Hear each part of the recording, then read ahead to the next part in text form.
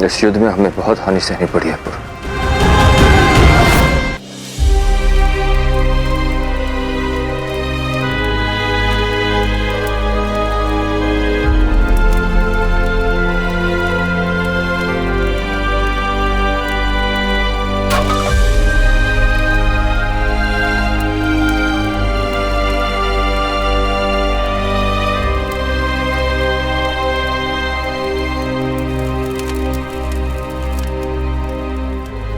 प्रसन्न हो अब? मित्रता के नाम पर अपने पिता की बलि चढ़ाया है। अपने विश्वास पर विश्वास कराकर ले गए थे ना तुम अपने पिता को उस हत्यारे पुरु के साथ संधि करवाने के लिए। देखो, संधि नहीं, शरीर विच्छेद किया उसने तुम्हारे पिता को।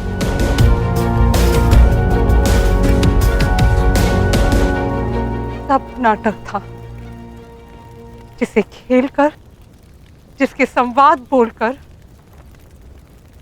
पुरु ने हम सबको बहकाया। अखंड भारत, एक भारत, सब एक छलावा था।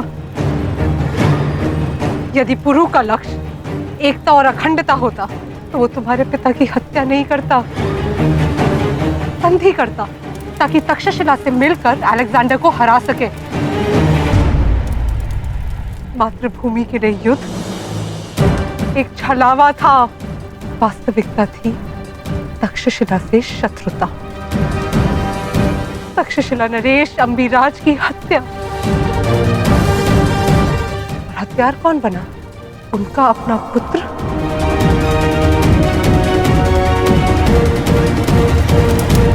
मैं आज तक तुम्हारे पिता को भटका हुआ समझती रही, पर उनके जाने के पश्चात यह अनुभव हुआ कि उचित मार्ग पर वही तो थे।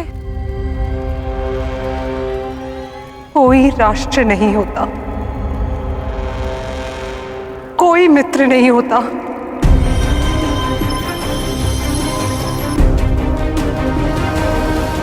पर मैं ये क्या कह रही हूं?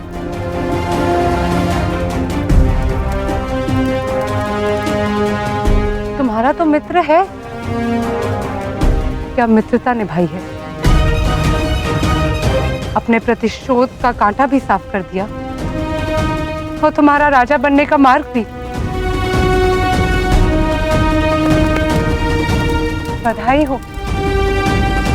आदेश दीजिए महाराज, तक्षशिला आपकी सेवा में उपस्थित है। आदेश दीजिए कि कब इस विधवा को पुरु के प्रतिशोध की सूली पर चढ़ना होगा। आदेश दीजिए महाराज। नहीं मां, मेरी आंखों पर पड़ा ब्रह्मजाल समाप्त हुआ आज। यदि प्रतिशोध ही मेरा प्रारब्ध है तो तक्षशिला पर किए गए हर एक घात का प्रतिघात लूंगा मैं पुरु से।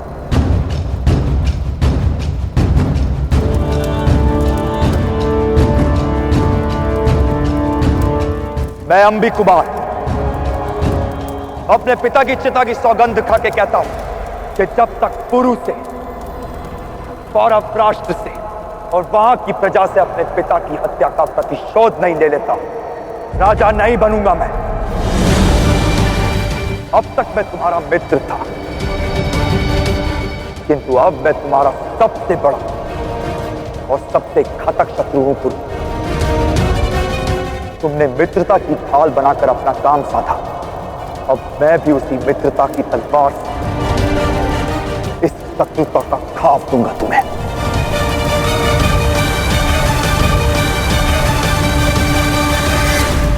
वारस की सेना अलेक्जेंडर के साथ है हस्ती, और वो किसी भी क्षण हम पर आक्रमण कर सकते हैं। हमें युद्ध के लिए सज रहना होगा। और आचार्य चाणक्य, उनका स्वास्थ्य कैसा है? युद्ध में घायल हुए सैनिकों के लिए उनके उपचार की आवश्यकता पड़ेगी। स्वास्थ्य में सुधार है पुरु, वो शीघ्र ही हमारे साथ होंगे। तब तक उनके शिष्य उनका कार्यभार संभाल रहे हैं पुरु। राजी और पौरव श्रेष्ठ भी स्थिति पर खुद दृष्टि रखे हुए हैं।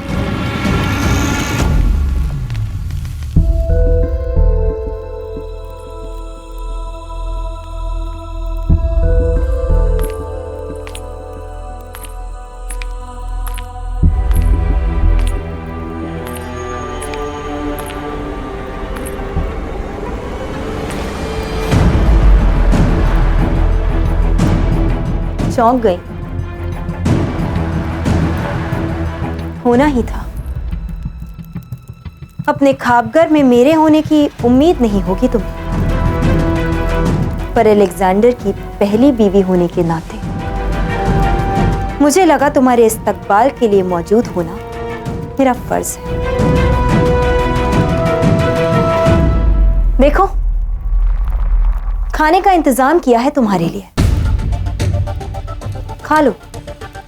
थक गई होंगी ना? शुक्रिया, मगर मुझे भूख नहीं है।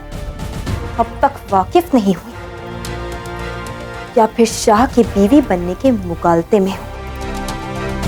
मगर क्या करें, मलिकाएं अपनी मर्जी की मालिक नहीं होती,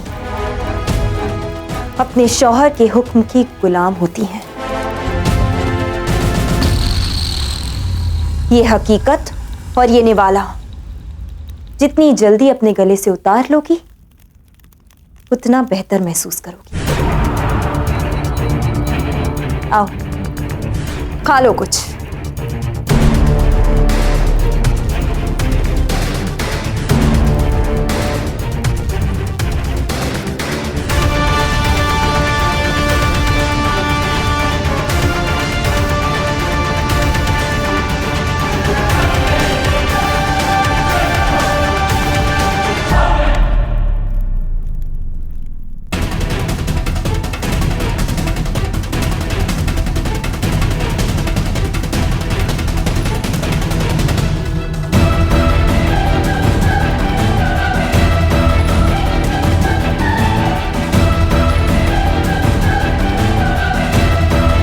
एक और नसीहत याद रखना बारसीन, तुम्हें हमेशा सिर्फ मेरी झूठन ही मिलेगी। तुम्हारी धमकियां उन्हें खौफजदा करेगी जिनके पास खोने के लिए कुछ बचा होगा।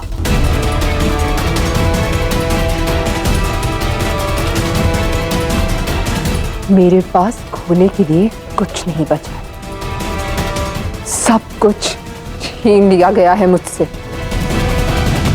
इसीलिए आइंदा मुझसे उलझने से पहले 2 बार सोच लेना। तीसरी नसीहत सुनने से पहले ही बगावत कर बैठी। सुन तो लेती।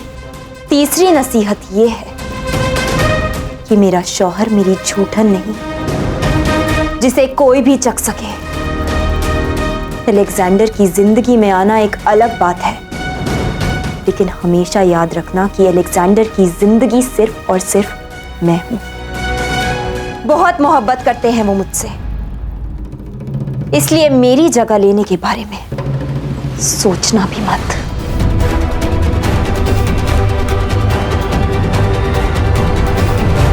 हमारे पास 20,000 सैनिक थे पुरो, उनमें से 3,000 वीर गति को प्राप्त हुए। लगभग 5,000 सैनिक घायल हैं। अब हमारे पास 12,000 सैनिक ही लड़ने योग्य बचे हैं पुरो।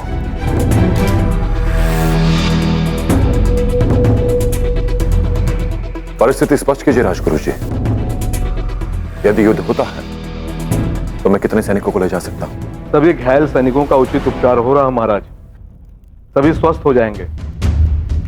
अधिकांश आपके साथ पुनः युद्ध में जाने योग्य हो जाएंगे। अब यदि हमें तक्षशिला का सहयोग भी मिल जाए तो हमें पूरा विश्वास है कि आचार्य चाणक्य की नीति और तुम्हारे नेतृत्व में कौरव राष्ट्र और तक्षशिला मिलकर अलेक्जेंडर की सेना का सामना कर सकते हैं। हाँ पिताश्री, आशा करता हूं कि अम्बी कुमार को मेरा संदेश मिल गया हो। मुझे विश्वास है कि वो मुझसे मिलने अवश्य आएगा, ताकि मैं उसे वास्तविकता से अवगत करवा सकूं।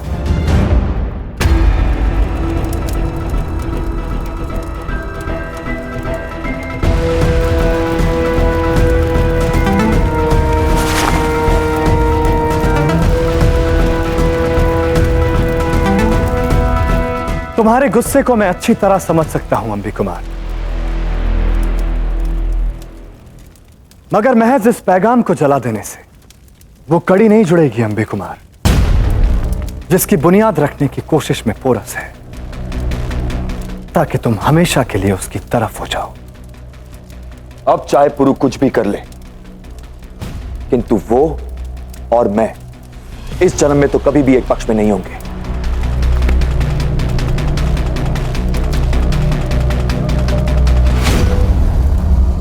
तुम्हारे वालिद सियासत को बेहतरीन तरीके से समझते थे और उनकी इसी खूबी का मैं मुरीद भी था, वरना मैं उनसे समझौता नहीं करता।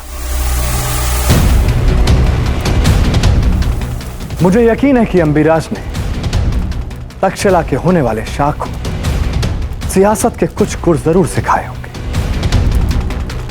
हर खेल एक तरीके से नहीं खेला जाता अंबे कुमार।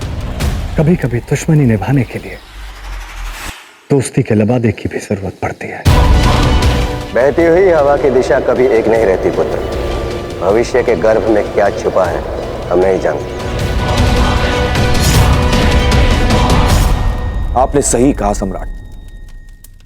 अब इस खेल को मुझे अलग प्रकार से ही खेलना होगा।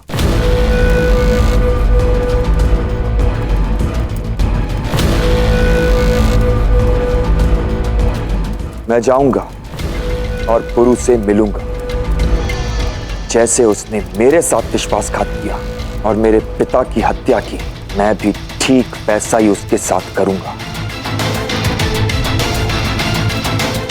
उसका मित्र बनकर मैं उसे और उसके साम्राज्य को समाप्त कर दूंगा।